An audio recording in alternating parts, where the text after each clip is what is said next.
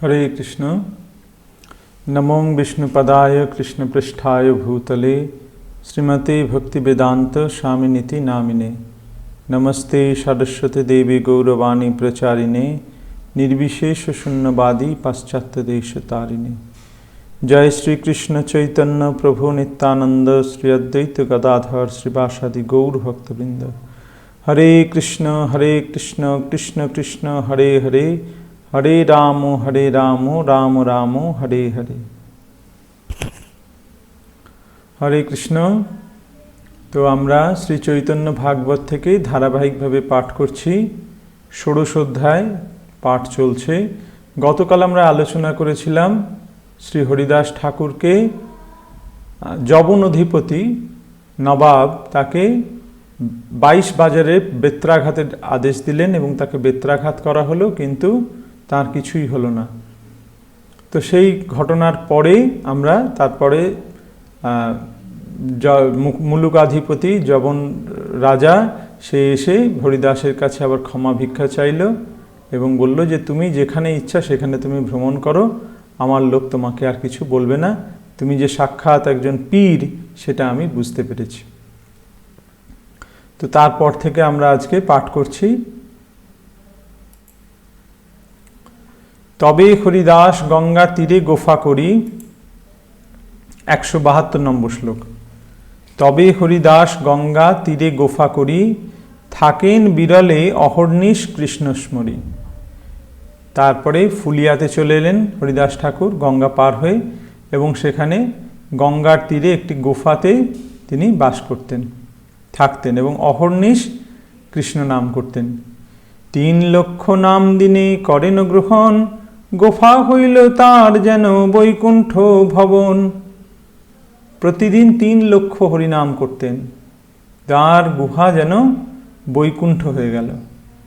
মহানাগ বৈশে সেই গোফার ভিতরে, তার জ্বালা প্রাণীমাত্রে সহিতে না পারে।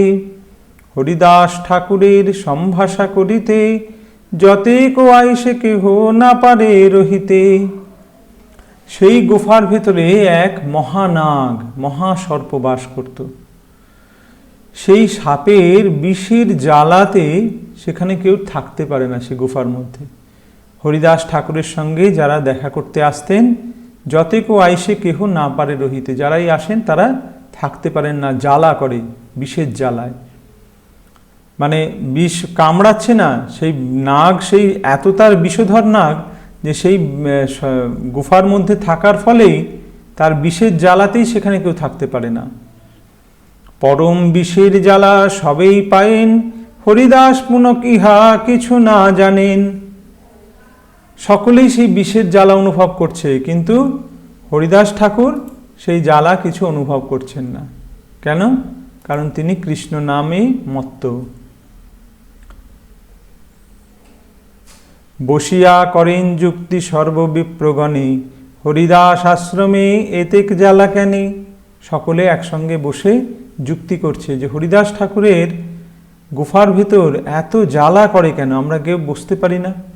সেই ফুলিয়ায় বৈশে মহাবৈদ্যগণ, তারা সে জানিলে এক সর্পেরও কারণ। সেই ফুলিয়াতে মহাসর্পবৈদ্য, সর্পবৈদ্য মানে ওঝা, যারা সাপের বিষ নামিয়ে দিতে পারে, সেই সর্পবৈদ্যরা সেখানে বাস করত। তাদেরকে সেখানে নিয়ে আসা হলো। তারা জানতে পারলো যে এখানে এক মহাসর্প বাস করে। বৈদ্য বলিলে এই গোফার তলায়, এক মহানাগ আছে তাহার জ্বালায়। রহিতে না পারে কেহ কহিল নিশ্চয়, হরিদাস সত্তরে চলুন অন্যাশ্রয়। সেই সর্পবৈদ্য এসে বলল যে এই গোফার নিচে গর্তের ভেতর একটা মহাসর্প বাস করে, তার সেই সাপের জ্বালায়, বিষের জ্বালায় এখানে কেউ থাকতে পারে না। তো হরিদাস ঠাকুর এখান থেকে অন্য কোথাও চলে যান। সর্পের সহিত বাস কভুযুক্ত নয়, চলো সবে কহি গিয়া তাহানো আশ্রয়। তখন সবাই মিলে ঠিক করলেন যে সাপের সঙ্গে বাস করা কখনো উচিত নয়, তাই আমরা সকলে গিয়ে তাকে বলবো। তবে সবে আসি হরিদাস ঠাকুরের, কহিল বৃত্তান্ত সেই গোফা ছাড়িবারে। তখন সবাই এসে হরিদাস ঠাকুরকে বললেন যে হরিদাস ঠাকুর, এই গুফার মধ্যে একটা মহানাগ থাকে, তার বিষের জ্বালায় কেউ থাকতে পারে না, আর সাপের সঙ্গে বাস করা উচিত নয়, তাই আপনি এই গুফা ত্যাগ করে অন্যত্র যান। মহানাগ বৈশে এই গুফার ভিতরে, তাহার জ্বালায় কেহ রহিতে না পারে, অতএব স্থানে রহিতে যোগ্য নয়, অন্য স্থানে আসি তুমি করহ আশ্রয়। হরিদাস বলেন, অনেক দিন আছি, কোনো জ্বালা বিষে গোফায় নাহি বাসি। তারা বলল যে আপনি এখান থেকে অন্যত্র যান। তখন হরিদাস ঠাকুর বললেন, অনেক দিন তো এই গোফায় আছি, কোনোদিন তো বিষের জ্বালা বুঝতে পারিনি। সবে দুঃখ তোমরা যেই না পারো সহিতে, এতে কে চলিমু কালি আমি যে এসে ভিতে। কিন্তু তোমরা যেহেতু কষ্ট পাচ্ছ, তোমরা আমার কাছে আসতে পারছো না, তো তোমাদের কষ্ট দেখে আমি এই গুফা ত্যাগ করে কালকে চলে যাব। সত্য যদি হাতে থাকেন মহাশয়, তেহ যদি কালী না ছাড়ে নেয়ালয়, তবে আমি কালী ছাড়ি যাইমু সর্বথা, চিন্তা নাহি তোমরা বলহ কৃষ্ণ গাথা। হরিদাস ঠাকুর বললেন যে সত্যি যদি এখানে সেই মহানাগ থাকে, তাহলে আমি তাকে বলছি যে সে যেন কালকের মধ্যে এই গুফা ত্যাগ করে চলে যায়, আর যদি সে ত্যাগ করে না যায়, তাহলে আমি কালকে এই গুহা ত্যাগ করে চলে যাব। তোমরা কোনো চিন্তা করো না, তোমরা কৃষ্ণ কথা বলো। এই মতো কৃষ্ণ কথা মঙ্গল কীর্তনে, থাকিতে অদ্ভুত অতি হইল সেই ক্ষণে। এইভাবে তারা কৃষ্ণ কথা বলতে লাগলেন, মঙ্গল কথা হতে লাগলো। তখন এক অদ্ভুত ঘটনা ঘটল। হরিদাস ছাড়িবেন শুনিয়া বচন, মহানাগ ছাড়িলেন স্থান সেই ক্ষণ। হরিদাস ঠাকুর বলেছেন মহানাগকে যে তুমি যদি না যাও তাহলে আমি চলে যাব। তো সেই কথা শুনে সেই মহানাগ সেই স্থান ত্যাগ করে চলে গেল। সবাই দেখতে পেল। গর্ত হইতে উঠি সর্প সন্ধ্যার প্রবেশে, সবেই দেখেন চলিলেন অন্য দেশে। পরম অদ্ভুত সর্প মহাভয়ঙ্কর, পীত নীল শুক্লবর্ণ পরম সুন্দর। মহামণি জ্বলিতেছে মস্তক উপরে, দেখি ভয়ে বিপ্রগণ কৃষ্ণ কৃষ্ণ স্মরে। সেই কথা শুনে সাপ সঙ্গে সঙ্গে যেন একদম হরিদাস ঠাকুরের বাধ্য ছেলের মতন সেখান থেকে গর্ত থেকে বেরিয়ে সন্ধ্যার সময় বেরিয়ে চলে গেলেন। সকলে দেখতে পেল সেই মহাসর্প, হলুদ নীল এবং সাদা বর্ণের, বিভিন্ন বর্ণে বিচিত্র। তার মাথায় মহামণি জ্বলছে। সেই দেখে সমস্ত ব্রাহ্মণরা কৃষ্ণ কৃষ্ণ বলে স্মরণ করতে লাগলো। সর্প সে চলিয়া গেল জ্বালা নাহি আর, বিপ্রগণ হইলেন সন্তোষ অপার। দেখি হরিদাস ঠাকুরের মহাশক্তি, বিপ্রগণের জন্মিল বিশেষ তারে ভক্তি। হরিদাস ঠাকুরের এই মহাশক্তি দেখে বিপ্র অর্থাৎ ব্রাহ্মণদের তাঁর ওপর অত্যন্ত ভক্তি হলো, যে এই সাপ বাধ্য ছেলের মতন হরিদাস ঠাকুরের কথায় সেই স্থান ত্যাগ করল। হরিদাস ঠাকুরের একন প্রভাব, যার বাক্য মাত্রে স্থান ছাড়িলে কোনাগ। যার দৃষ্টি মাত্রে ছাড়ে অবিদ্যা বন্ধন, কৃষ্ণ না লঙ্ঘেন হরিদাসের বচন। বলছেন যে হরিদাস ঠাকুরের কথা মাত্রই সেই সর্প সেই স্থান ত্যাগ করে চলে গেল। এ আর কি আশ্চর্য কথা! যার দৃষ্টিমাত্র অবিদ্যার বন্ধন ঘুচে যায়, হরিদাস ঠাকুর যার প্রতি দৃষ্টিপাত করেন তার অবিদ্যার বন্ধন ঘুচে যায়। কৃষ্ণ না লঙ্ঘেন হরিদাসের বচন, হরিদাস ঠাকুর যা বলেন কৃষ্ণ সব সময় তার কথা রাখেন, কৃষ্ণ কখনো তার কথার অন্যথা করেন না। তাহলে সেই অবিদ্যার বন্ধন যার দর্শনে চলে যায়, তার কথায় একটি নাগ চলে যাবে, এতে আর কি আশ্চর্য বিষয়। নাগ, আচ্ছা, আর এক শুনো তান অদ্ভুত আখ্যান, নাগরাজ যে কহিলা মহিমা তাহান। এ হচ্ছে সব হরিদাস ঠাকুরের মহিমার দু একটি উদাহরণ এখানে লেখক দিচ্ছেন। লেখক কৃষ্ণদাস কবিরাজ গোস্বামী, লেখক বৃন্দাবন দাস ঠাকুর, তিনি এখানে দু একটি উদাহরণ দিচ্ছেন। আর এক শুনো তান অদ্ভুত আখ্যান, নাগরাজ যে কহিলা মহিমা তাহান। নাগরাজ, স্বয়ং নাগরাজ হরিদাস ঠাকুরের কি মহিমা বলেছিলেন সেই কথা শ্রবণ করো। একদিন বড় এক লোকের মন্দিরে সর্পক্ষত ডঙ্ক নাচে বিবিধ প্রকারে, মৃদঙ্গ মন্দিরাগীত তার মন্ত্র ঘোরে, ডঙ্ক বেড়ি সবেই গায়েন উচ্চৈ স্বরে। একদিন এক বড় লোকের বাড়িতে একটা সাপুড়ে, সে সর্পের দ্বারা দংষ্ট হয়ে, সর্প তাকে দংশন করেছে, সর্পদষ্ট হয়ে সে কি করছে, বিভিন্ন মন্ত্র বলছে আর নাচছে। সর্পক্ষত ডঙ্ক নাচে বিবিধ প্রকারে, মৃদঙ্গ মন্দিরাগীত তার মন্ত্র ঘোরে, ডঙ্ক বেড়ি সবেই গায়েন উচ্চ ঈশ্বরে। সেই সাপুড়েটা সাপের কামড় খেয়েছে আর সে বিভিন্ন মন্ত্র বলছে আর নাচছে। সেই মহাসর্প সেই সাপুড়ের দেহে ভর করেছে। সেই মহাসর্পটিকে, সেই মহাসর্প হচ্ছে বাসুকী নাগ। বাসুকী নাগ হচ্ছেন পরম বিষ্ণু ভক্ত। সেই পরম বিষ্ণু ভক্ত বাসুকী এই সাপুড়ের দেহে ভর করে নৃত্য করছে। ডঙ্কবেড়ি সবেই গায়েন উচ্চ ঈশ্বরে, আর সেই সাপুড়ের চারপাশেই সকলে উচ্চ ঈশ্বরে গান করছেন। দৈবগতি তথায় আইলা হরিদাস, ডঙ্ক নৃত্য দেখেন হইয়া এক উপাস। দৈবক্রমে হরিদাস ঠাকুর সেইখানে এসে উপস্থিত হলেন আর দেখলেন যে সেই ডঙ্ক, ডঙ্ক মানে হচ্ছে সাপুড়ে, সে নাচছে। হরিদাস ঠাকুর দেখতে লাগলেন। মনুষ্য শরীরে নাগ রাজমন্ত্র বলে, অধিষ্ঠান হইয়া নাচয় কুতূহলে। মনুষ্যের শরীরে সেই নাগরাজ মন্ত্র বলে প্রবেশ করেছেন, অধিষ্ঠান হয়েছেন এবং নৃত্য করছেন। কালীয় দহে করিলেন যে নাট্য ঈশ্বরে, সেই গীত গায়েন কারুণ্য উচ্চস্বরে। কালীয় দহে ভগবান যখন কালীয়কে দমন করেছিলেন তখন সেই যে লীলা, সেই লীলার গান করে তার সমস্ত মানে সাপুড়ের যে সমস্ত পার্শ্বদরা ছিল তারা সব সেই গান করতে আরম্ভ করেছেন, কীর্তন করছেন, অর্থাৎ কালীয় দমন লীলা। শুনি নিজ প্রভুর মহিমা হরিদাস, পড়িলা মূর্ছিত হই কোথা নাহি শ্বাস। ক্ষণেকে চৈতন্য পাই করিয়া হুঙ্কার, আনন্দে লাগিলা নৃত্য করিতে অপার। আর হরিদাস ঠাকুর দাঁড়িয়ে দাঁড়িয়ে শুনছিলেন, কিন্তু যেই মাত্র কালীয় দমন লীলা শুরু হয়েছে, সঙ্গে সঙ্গে ভগবান শ্রীকৃষ্ণের কথা শুনতে পেয়েই তার সঙ্গে সঙ্গে তিনি মূর্ছিত হয়ে পড়লেন। ক্ষণেকে চৈতন্য পাই করিয়া হুঙ্কার, কখনো মূর্ছিত হয়ে পড়ে যাচ্ছেন, কোনো শ্বাস নেই, আবার চৈতন্য পেয়ে হুঙ্কার করে উঠছেন।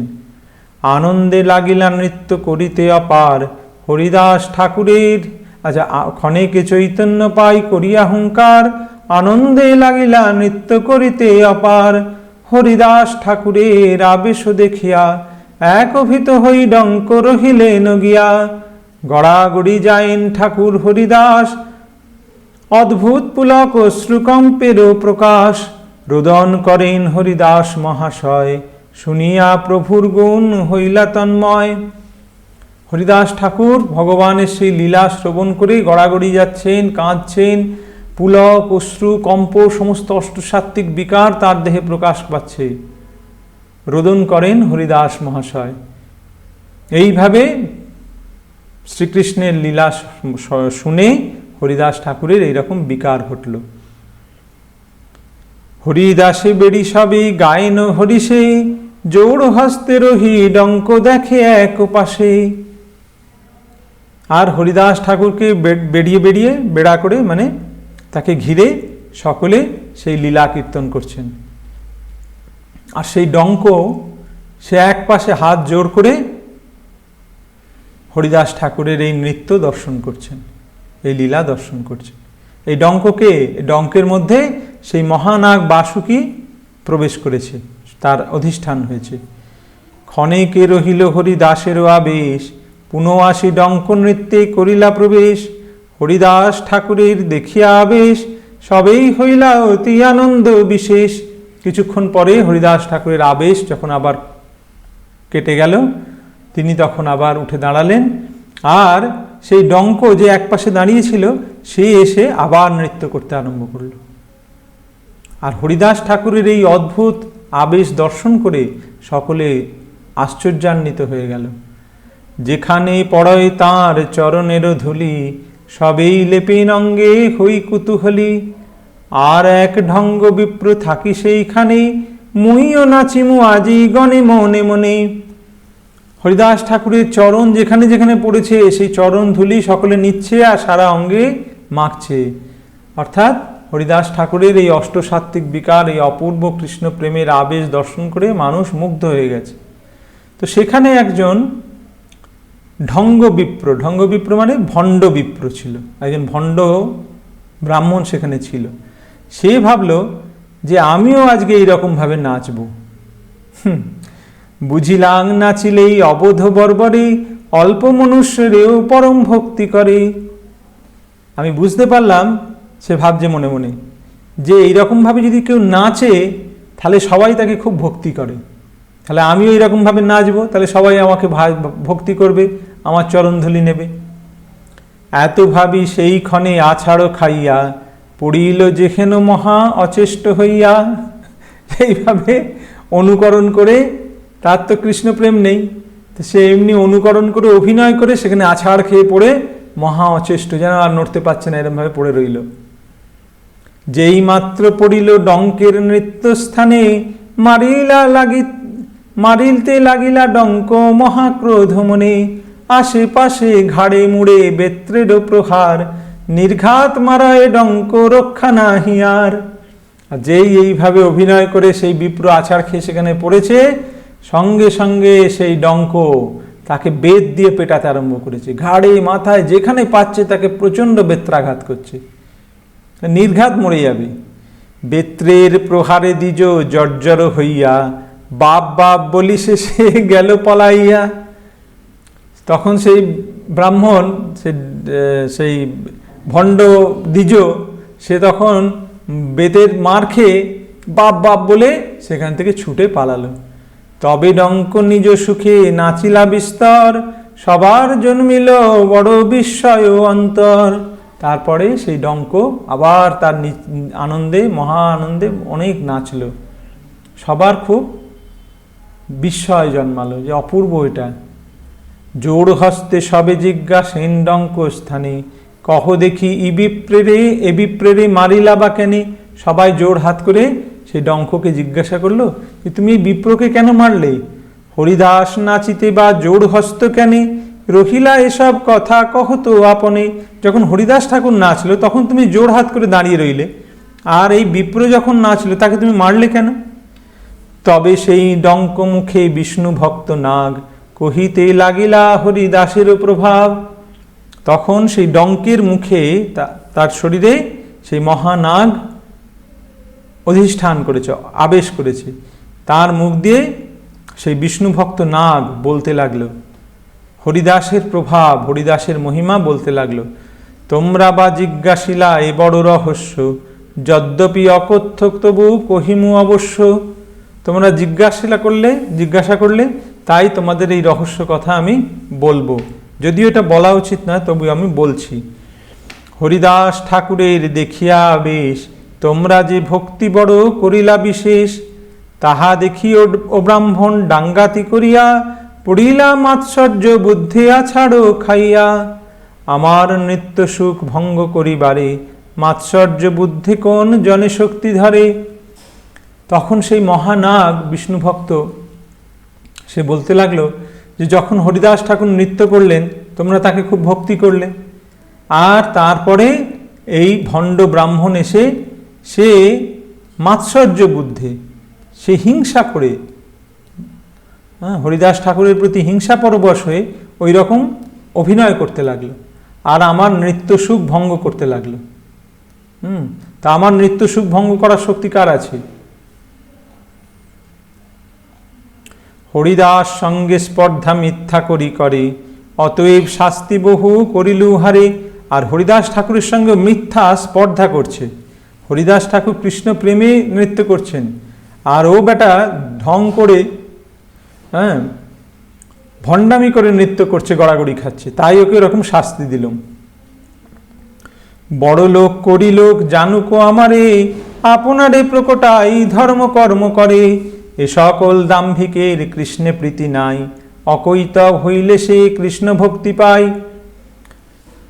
এইরকম লোকেরা কি মনে করে, বড় লোক করি লোক জানুক আমারে, যে সবাই জানুক যে আমি কত বড়। যাদের মনে এইরকম ভাব তারা কখনো কৃষ্ণকে লাভ করতে পারে না। বড় লোক করি লোক জানুক আমারে, এই আমি কত বড় ভক্ত সবাই জানুক, আমি একদম সবাই সামনে কাঁদলাম, সবাই দেখলো ওহ কি চোখের জল, কাঁদলো কত, তার মানে নিশ্চয়ই খুব বড় ভক্ত হবে।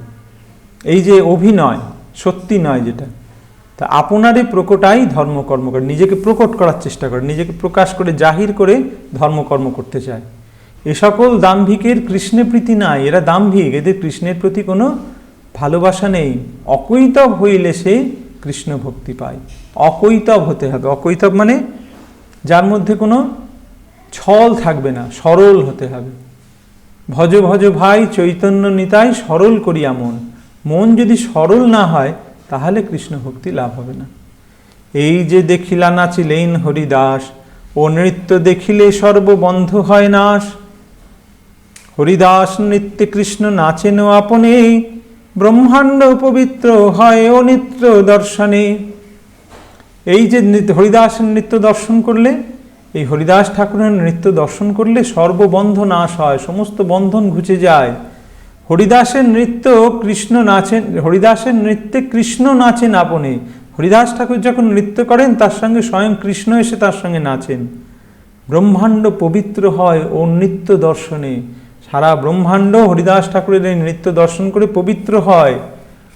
উহান সে যোগ্য পদ হরিদাস নাম, নিরবধি কৃষ্ণচন্দ্র হৃদয় উহান। ওনার নাম হরিদাস, এটা যথার্থই তিনি হরিদাস, আর সর্বদাই তার কৃষ্ণচন্দ্র তার হৃদয়ে অবস্থান করছেন। সর্বভূত বৎসল সবার উপকারী, ঈশ্বরের সঙ্গে প্রতি জন্মে অবতারী। সর্বভূত বৎসল, সকলের প্রতি তিনি করুণা পরবশ, সকলের প্রতি তার করুণা। হ্যাঁ, ভগবত ভক্ত, শুদ্ধ ভগবত ভক্ত, মহাভাগবত তারা এইরকম হন, তাদের সকলের প্রতি তাদের করুণা, সবার উপকারী, সকলের সুহৃদ। ঈশ্বরের সঙ্গে প্রতি জন্মে অবতারী, প্রতি জন্মে তিনি ভগবানের সঙ্গে অবতরণ, ভগবান যখন অবতার গ্রহণ করেন তার সঙ্গে তিনি আসেন। উহি সে নিরপরাধ বিষ্ণু বৈষ্ণবেতে, স্বপ্নে উহান দৃষ্টি না যায় বিপথে।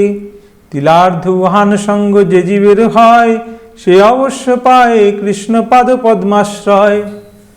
উহি সে নিরপরাধ বিষ্ণু বৈষ্ণবেতে, হরিদাস ঠাকুর হচ্ছেন সম্পূর্ণ নিরপরাধ বিষ্ণু এবং বৈষ্ণবদের প্রতি, তার কোনো অপরাধ নেই। স্বপ্নেও উহান দৃষ্টি না যায় বিপথে, স্বপ্নেও তার দৃষ্টি কখনো বিপথে যায় না। তিলার্ধ উহান সঙ্গ যে জীবের হয়, যদি এক তিলার্ধ, যদি তিলের অর্ধ অতি অল্প সময়ের জন্য কেউ যদি হরিদাস ঠাকুরের সঙ্গ লাভ করে, সে অবশ্য পায় কৃষ্ণ পাদপদ্মাশ্রয়, সে অবশ্যই কৃষ্ণ পাদপদ্ম লাভ করবে। ব্রহ্মা শিব হরিদাস হেন ভক্ত সঙ্গ, নিরবধি করিতে চিত্তের বড় রঙ্গ। ব্রহ্মা শিব পর্যন্ত হরিদাস ঠাকুরের সঙ্গ লাভ করতে চান, হরিদাস ঠাকুরের মতন ভক্তের সঙ্গ করতে বাঞ্ছা করেন, ব্রহ্মা শিব পর্যন্ত। নিরবধি করিতে চিত্তের বড় রঙ্গ। জাতিকুল সব নিরর্থক বুঝাইতে, জন্মিলেন নিজ কুলে প্রভুর আজ্ঞাতে। জাতি কুল এসবের কোনো দাম নেই, এসব নিরর্থক, একমাত্র কৃষ্ণ ভক্তিতেই ভগবান লাভ করা যায়, ভগবানকে লাভ করা যায়। উচ্চ জাতি, উচ্চ কুলে জন্ম, উচ্চ বংশে জন্ম, বিদ্যা, এসবের দ্বারা ভগবানকে লাভ করা যায় না। সেটাই বোঝানোর জন্য নিরর্থক বুঝাইতে, এগুলো যে নিরর্থক সেটা বোঝানোর জন্য নিজ কুলে জন্মিলেন, নিজ কুলে প্রভুর আজ্ঞাতে, সেই জন্য তিনি যবন কুলে জন্মগ্রহণ করলেন প্রভুর আজ্ঞাতে। প্রভু তাকে বললেন যে তুমি যবন কুলে জন্মগ্রহণ করো। অধম কুলেতে যদি বিষ্ণু ভক্ত হয়, তথাপি সে পূজ্য সর্বশাস্ত্রে কয়। অধম কুলেতে যদি বিষ্ণু ভক্ত হয় তাহলেও সে পূজ্য, এটা সর্বশাস্ত্রে বলা হয়েছে। উত্তম কুলেতে জন্মি শ্রীকৃষ্ণে না ভজে, কুলে তার কি করিবে নরকে তে মজে। উত্তম কুলে জন্মগ্রহণ করেছে, ব্রাহ্মণ কুলে জন্মগ্রহণ করে কৃষ্ণের ভজনা করছে না, কুলে তার কি করিবে, নরকেতে মজে। কুলে তার কি হবে, সে নরকে যাবে। এই সব বেদ বাক্যের সাক্ষী দেখাইতে জন্মিলেন হরিদাস অধম কুলেতে। এই সকল বেদ বাক্য সত্য, সেগুলো সাক্ষী দেওয়ার জন্য হরিদাস ঠাকুর অধমকুলে জন্মগ্রহণ করেছেন। কয়েকটি উদাহরণ দিচ্ছেন তারপর। প্রহ্লাদ যে হেন দৈত্য কপি হনুমান, এই মতো হরিদাস নিচ জাতি নাম। হরিদাস স্পর্শ বাঞ্ছা করে দেবগণ, গঙ্গাও বাঞ্ছেন হরিদাসের মজ্জন। যেমন দৈত্যদের মধ্যে হচ্ছে প্রহ্লাদ, হ্যাঁ, অতি নীচ বংশ, অসুর বংশে জন্ম, কিন্তু প্রহ্লাদ মহান বিষ্ণু ভক্ত। তেমনি কপি বংশে, বানর বংশে জন্মগ্রহণ করেছেন হনুমান, কিন্তু তিনি মহান রাম ভক্ত, মহান বিষ্ণু ভক্ত। এই মতো হরিদাস নিজ জাতি নাম। হরিদাস ঠাকুর এইরকম যবনকুলে জন্মগ্রহণ করেছেন, কিন্তু তিনি মহান বিষ্ণু ভক্ত। হরিদাস স্পর্শ বাঞ্ছা করে দেবগণ। হরিদাস ঠাকুরের স্পর্শ বাঞ্ছা করে, যে হরিদাস ঠাকুর যদি তাদের একটু স্পর্শ করেন, এই বাঞ্ছা করে কারা? দেবগণ। গঙ্গাও বাঞ্ছেন হরিদাসের মজ্জন। গঙ্গাও কামনা করে যে হরিদাস ঠাকুর কবে তাঁর জলে এসে স্নান করবেন, তবে তিনি পবিত্র হবেন। গঙ্গা সর্বপাপ বিনাশিনী, হ্যাঁ, সেই সর্বপাপ বিনাশিনী গঙ্গা, যিনি বিষ্ণুর পাদপদ্ম থেকে নিঃসৃতা, সেই বিষ্ণু পাদপদ নিঃসৃতা গঙ্গা দেবীও হরিদাসের স্পর্শ বাঞ্ছা করেন। স্পর্শের কি দায় দেখিলেই হরিদাস, ছিন্ডে সর্বজীবের অনাদি কর্মপাশ। স্পর্শের কি দায়, স্পর্শ করারও দরকার নেই, দেখিলেই হরিদাস ছিন্ডে সর্বজীবের অনাদি কর্মপাশ। হরিদাস ঠাকুরকে দর্শন করলেই জীবের সমস্ত কর্মপাশ ঘুচে যায়। হরিদাস আশ্রয় করিবে যেই জন, তানে দেখিলেও খণ্ডে সংসার বন্ধন। কি অদ্ভুত ব্যাপার! হরিদাস ঠাকুরকে দর্শন করলে সর্বপাপ, সমস্ত বন্ধন নাশ হয়, কর্মপাশ নষ্ট হয়। আবার বলছে হরিদাস আশ্রয় করিবে যেই জন, যে হরিদাস ঠাকুরের আশ্রয় গ্রহণ করেছে যে ভক্ত, তানে দেখিলেও খণ্ডে সংসার বন্ধন, তাকে দেখলেও সংসার বন্ধন খণ্ড হয়ে যায়। প্রথমে তো বললো হরিদাসের স্পর্শ, বললো স্পর্শের দরকার নেই, দেখলেই হবে। তারপরে বললো দেখারও দরকার নেই, হরিদাসের যিনি চরণাশ্রিত, যিনি হরিদাস ঠাকুরকে আশ্রয় করেছেন, তাকে দর্শন করলেই সংসার বন্ধন খণ্ডন হবে। শতবর্ষে শতমুখী উহানো মহিমা, কহিতলেও নাহি পারি করিবার সীমা। ভাগ্যবন্ত তোমরা সে তোমা সভা হইতে, উহান মহিমা কিছু আইল মুখেতে। শত শত বর্ষ ধরেও যদি তার মহিমা কীর্তন করি, তার শেষ হবে না। তোমরা অত্যন্ত ভাগ্যবন্ত, তোমরা আমাকে জিজ্ঞাসা করলে, তাই তার কিছু মহিমা তোমাদের আমি বললাম। সকৃত যে বলিবে হরিদাস নাম, সত্য সত্য সেহ যাইবে কে কৃষ্ণধাম। সকৃত মানে একবার মাত্র যে বলবে হরিদাস নাম, যে একবার বলবে হরিদাস, সত্য সত্য সেই যাইবে কৃষ্ণধাম, সে সত্য সত্যই সে কৃষ্ণলোকে ফিরে যাবে। সকলে বলুন হরিদাস ঠাকুর কি জয়। এত বলি মৌন হইলেন নাগরাজ, তুষ্ট হইলেন শুনি সজ্জন সমাজ। এই কথা বলে নাগরাজ মৌন হলেন। সেই কথা শ্রবণ করে সমস্ত সজ্জন মণ্ডলী তারা তুষ্ট হলেন। হেন হরিদাস ঠাকুরের অনুভাব, কহিয়া আছেন পূর্বে শ্রী বৈষ্ণব নাগ। সবার পরম প্রীতি হরিদাস প্রতি, নাগ মুখে শুনে হরষিত হইল অতি। সকলেই হরিদাস ঠাকুরকে খুব ভালোবাসেন, শ্রদ্ধা করেন। এখন সেই বৈষ্ণব নাগ তার মুখ থেকে এই কথা শ্রবণ করে তাদের হরিদাস ঠাকুরের প্রতি পরম প্রীতি উদয় হলো। হেন মতে বৈশেন ঠাকুর হরিদাস, গৌরচন্দ্র না করেন ভক্তির প্রকাশ। সর্বদিকে বিষ্ণু ভক্তি শূন্য সর্বজন, উদ্দেশ্য না জানে কেহ কেমন কীর্তন। এইভাবে হরিদাস ঠাকুর সেখানে রয়েছেন। আর ওদিকে গৌরচন্দ্র, তিনি ভক্তির প্রকাশ করছেন না, তিনি শুধু বিদ্যার বিলাসে মগ্ন হয়ে আছেন। সর্বদিকে বিষ্ণু ভক্তি শূন্য সর্বজন, চারিদিকে বিষ্ণু ভক্তি শূন্য, কোথাও বিষ্ণুর কথা হয় না। উদ্দেশ্য না জানে কেহ কেমন কীর্তন, কীর্তন কেমন কেউ জানেই না। কোথাও নাহিক বিষ্ণু ভক্তির প্রকাশ, বৈষ্ণবের এসবেই করয় পরিহাস। আপনা আপনি সব সাধুগণ মেলি, গায়েন শ্রীকৃষ্ণ নাম দিয়া করতালি। বৈষ্ণবের দেখলেই সবাই পরিহাস করে, সকলে হাসি ঠাট্টা করে। তাই সমস্ত বৈষ্ণবগণ একসঙ্গে বসে তারা কৃষ্ণ নাম বলে করতালি দিয়ে কীর্তন করেন। তাহাতেও দুষ্টগণ মহাক্রোধ করে, পাষণ্ডী পাষণ্ডী মেলি বলগিয়াই পড়ে, বলগিয়াই মরে। হ্যাঁ, তারা হাততালি দিয়ে হরিনাম করে, তাতেও পাষণ্ড দুষ্টরা, তাতেও তাদের রাগ, মহাক্রোধে তারা বলে যে এই পাষণ্ডীগুলি, তারা এই বৈষ্ণবদের পাষণ্ডী বলে, এই পাষণ্ডীগুলো একসঙ্গে বসে সব ওই ভগবানের নাম করছে আর ওই করে করে চিৎকার করে মরছে। এ বামনগুলা রাজ্য করিবে কোনাশ, ইহা সভা হইতে হবে দুর্ভিক্ষ প্রকাশ। এ বামনগুলা সব মাগিয়া খাইতে, ভাবুক কীর্তন করি নানা ছল পাতে। তারা বলে এই বামুনগুলো, এই ব্রাহ্মণগুলো এই রাজ্যটাকে শেষ করে দেবে, এদের জন্য দেশে দুর্ভিক্ষ আসবে, এরা ভিক্ষা করে খেতে চায়, সেই জন্য এরকম ভাবুকের কীর্তন করে, এরকম ভাবুক হয়ে এরকম গড়াগড়ি খায়, কাঁদে কাটে, এরকমভাবে কীর্তন করে, নানা ছল করে যাতে লোকেদের ভিক্ষা দেয়। গোসাইর শয়ন বরিশা 4 মাস, ইহা থেকে জুয়ায় ডাকিতে বড় ডাক।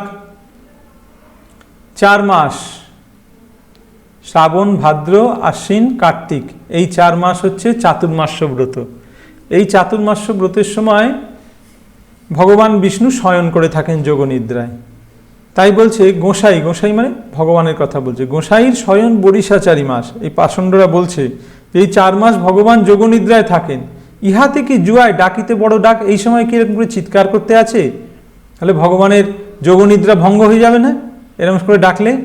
নিদ্রা ভঙ্গ হইলে ক্রুদ্ধ হইবে গোসাই, দুর্ভিক্ষ করিবে দেশে ইথে দ্বিধা নাই।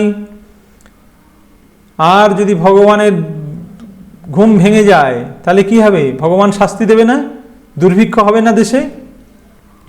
কেহ বলে যদি ধান্য কিছু মূল্য চড়ে, তবে এগুলারে ধরি কিলাই মুঘাড়ে। কেউ আবার বলছে যদি ধানের দাম একটুও বাড়ে তাহলে এই বামুনগুলোকে ধরে আর এদেরকে কিল মারব, এদের জন্য এরকম হয়েছে। কেহ বলে একাদশী নিশি জাগরণে, করিতে গোবিন্দ নাম করি উচ্চারণে, করিবে গোবিন্দ নাম করি উচ্চারণে, প্রতিদিন উচ্চারণ করিয়া কি কাজ। এই রূপ বলে যত মধ্যস্থ সমাজ, দুঃখ পায় শুনিয়া সকল ভক্তগণ, তথাপি না ছাড়ে কেহ হরি সংকীর্তন। ভক্তি যোগে লোকের দেখিয়া অনাদর, হরিদাস দুঃখ বড় পায়ন অন্তর। তারা বলে এই একাদশী রাত্রে হরিনাম করলেই তো হয়, একাদশী নিশি জাগরণে করিবে গোবিন্দ নাম, প্রতিদিন উচ্চারণ করিয়া কি কাজ, রোজ রোজ এই কথা বলে চিৎকার করার কি দরকার আছে? এইভাবে সমস্ত সমাজের লোকেরা বলে। আর ভক্তগণ এই কথা শুনে অত্যন্ত দুঃখ পায়, কিন্তু তবু তারা হরি সংকীর্তন ছাড়ে না। ভক্তিযোগে লোকের দেখিয়া অনাদর, হরিদাস দুঃখ বড় পায়ন অন্তর। তথাপিও হরিদাস উচ্চস্বর করি, বলেন প্রভুর সংকীর্তন মুখ ভরি। তথাপিও হরিদাস উচ্চৈস্বর করি, বলেন প্রভুর সংকীর্তন মুখ করি ভরি। ইহাতেও অত্যন্ত দুষ্কৃতি পাপীগণ, না পারে শুনিতে উচ্চ হরি সংকীর্তন। এইরকম যখন সকলে বলে তখন হরিদাস ঠাকুর খুব মনে দুঃখ পান, কিন্তু তবুও তিনি উচ্চৈস্বরে হরি সংকীর্তন করেন। দুষ্কৃতীরা সেটা শুনতে পারে না। ইহাতে অত্যন্ত দুষ্কৃতি পাপীগণ, না পারে শুনিতে উচ্চ হরি সংকীর্তন। তারা উচ্চ হরি সংকীর্তন শুনতে পারে না। এখনো দেখবেন এরকম কিছু লোক আছে যারা যখন তাদের পাড়ায় জোরে হিন্দি গান চলে কালী পুজোর সময় তখন বেশ থাকে, আর যখনই দেখবেন মন্দিরে যায় বা কোথাও যায় হরিনাম হয়, হরিনাম শুনলেই কানে আঙুল দেয়। উফ, এত জোরে আওয়াজ সহ্য করতে পারছি না, তো তারা বলে এটা তো শব্দ দূষণ হচ্ছে। আর যখন সত্যি শব্দ দূষণ হয় তখন তাদের কিন্তু কিছু মনে হয় না। তো এটাই হচ্ছে আশ্চর্যের বিষয়। এইরকম লোক সব সময় ছিল, তখনও ছিল, এখনও রয়েছে। এরা হচ্ছে দুষ্কৃতকারী। তো আজ আমরা এই 265 নম্বর অবধি পড়লাম। আগামীকাল আমরা এরপর থেকে আবার পাঠ করব। এখানে রহিল গ্রন্থ আনন্দ লহরী, বদন ভরিয়া সবে বল হরি হরি। হরি বল, হরি বল, হরি বল।